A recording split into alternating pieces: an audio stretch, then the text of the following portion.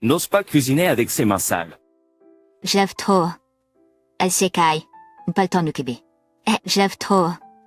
Elle s'écaille. Pas le temps de m'occuper. Mon fils aîné Jack est particulièrement soucieux de la propreté et un peu germaphobe. Il est bon à l'école et s'est diplômé d'une université assez connue. Je lève trop. Elle s'écaille. Pas le temps de m'occuper. Jack a jeté un coup d'œil vers moi en disant cela, et avec un soupir de mépris, il a quitté la pièce. Mère travaille dur avec ses mains dans le salon de coiffure et à l'usine où l'on travaille avec de l'huile de machine. Mon plus jeune fils, Sam, n'aimait pas étudier, mais il a appris à programmer tout seul. En raison de sa constitution fragile, il travaille comme ingénieur à domicile. Nous avons réussi à vivre dans un petit appartement. Mais maintenant, Jack a décidé de devenir indépendant. Il voulait vivre seul juste après avoir obtenu son diplôme, mais je n'ai à peine réussi à déhisser. Fait de scolarité, sans parler de le soutenir dans son indépendance. Tu te moques de moi? Travailler du lever au coucher, et c'est tout ce que tu as? Es-tu en train de cacher l'argent que tu gagnes? Il disait cela franchement, vêtu de sweat à capuche usée, de jeans usés et de baskets aux talons usés. Mon fils aîné, Jack, m'a souvent réprimandé. Peut-être que nous ne nous entendions tout simplement pas. Au final, Jack a continué à venir à la maison pendant un certain temps après avoir obtenu son diplôme de l'université. Lorsqu'il a découvert que j'avais réussi à mettre de côté un peu d'argent, il a dit avoir des parents qui ne savent pas gagner d'argent efficacement. Efficienterie est une lutte. Il m'a critiqué pour avoir quitté mon ex-mari en disant, même s'il était un peu alcoolique, si j'avais été avec celui qui avait beaucoup d'argent, j'aurais peut-être été traité mieux. Malgré son caractère difficile, l'indépendance de mon aîné, pour qui j'ai souffert, était à la fois joyeuse et solitaire. J'ai versé quelques larmes et suis allée me coucher ce jour-là. Même après. Cela, quand il manquait un peu d'argent, il venait à la maison, prenait l'argent que j'avais gagné et économisé, et bien que mon plus jeune fils Sam ait essayé de l'arrêter physiquement, il finissait toujours par perdre face à sa force physique et, un jour, j'ai reçu un message de Jacques disant qu'il allait se marier. J'ai organisé une rencontre avec la famille, alors assure-toi de ne pas m'humilier. Assure-toi que tes vêtements et tes cheveux soient en ordre avant.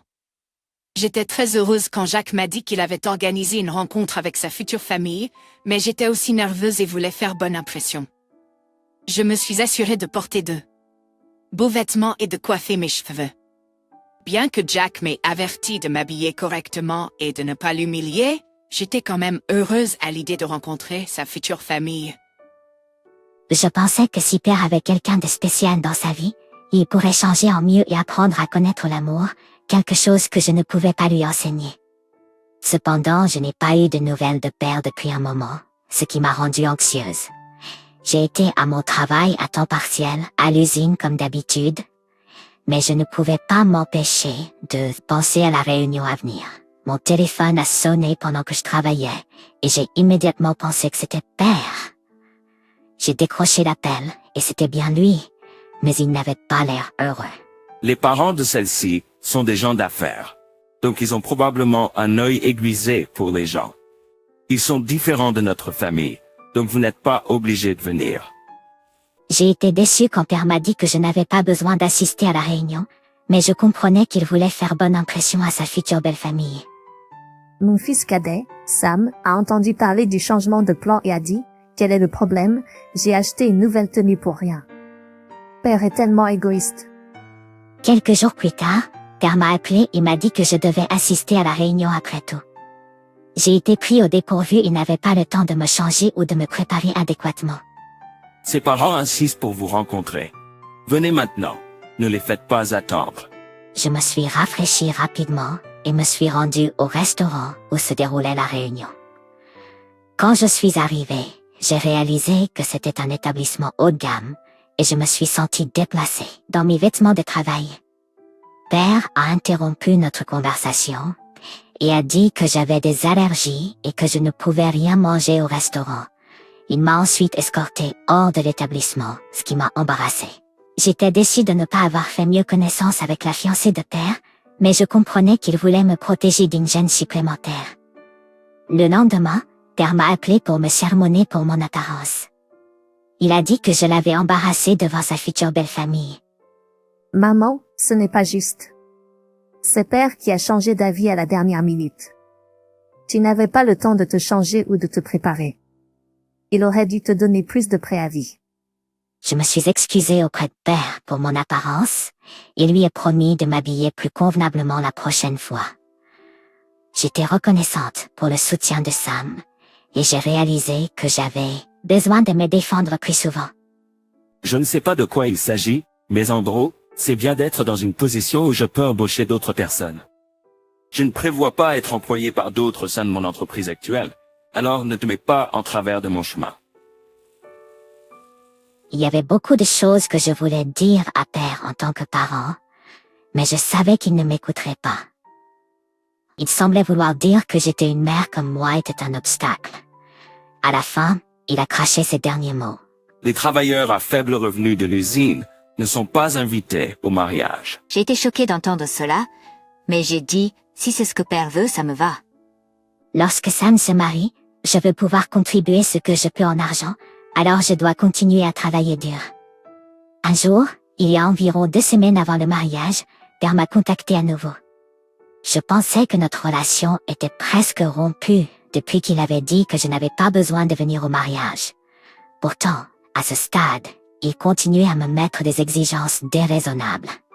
Les mariages coûtent de l'argent, vous le savez, non? Je le sais, mais je n'ai plus d'argent à vous donner. Et si c'est de l'argent pour un mariage, ne devriez-vous pas avoir économisé un peu vous-même étant donné que vous travaillez? Je lui ai répondu et il semblait agacé, probablement car j'ai touché un point sensible. Vous dites que vous ne pouvez même pas vous permettre de payer pour le mariage de votre enfant? Il doit y avoir un moyen, empruntez-le quelque part. J'ai cédé, et j'ai dit, d'accord, j'organiserai cela. Venez chez nous encore une fois pour le collecter.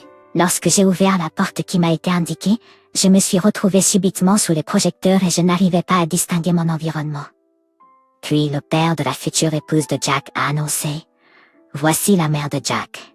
S'il vous plaît, accueillez-la avec des applaudissements. » J'ai soudainement été au centre de l'attention, ressentant à la fois de la gêne et du bonheur, et en m'inclinant devant les personnes qui m'entouraient, je me suis assise comme guidée. En regardant à moitié vers la scène, je pouvais voir Jack, mon fils aîné, les bras croisés, regardant ailleurs. Vêtu d'un nouveau costume, il avait l'air embarrassé, voire en colère. De voir sa mère être introduite devant tant de gens. Puis, il y avait mon plus jeune fils, Sam, à côté de lui, qui disait « Ne fais pas attention à Jack. Amusons-nous. Nous avons été invités par le père de la mariée lui-même. » Je reviens de rendre cette grosse somme d'argent que nous avons reçue de vous pour le mariage à votre mère. Et en retour, je veux que vous travailliez dans notre crèche et payiez les frais de mariage. Avec votre salaire. Mais, quand vous dites travailler, je n'ai aucune qualification pour être un travailleur de la petite enfance et je n'ai jamais travaillé avec de jeunes enfants. Est-ce que cela signifie m'aider? Avec l'entreprise en tant que gestionnaire. Un gestionnaire? Absolument pas. Les personnes qui nous confient leurs enfants sont des mères qui travaillent dur pour leur famille. Avec un regard sévère, il a continué. Un type comme vous, qui ne comprend pas les luttes d'une mère et ne cause que des ennuis, ne pourrait pas gérer une crèche.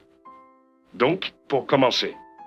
Alors que le père de la mariée y réfléchissait, Jack le regarda avec un air de préoccupation extrême.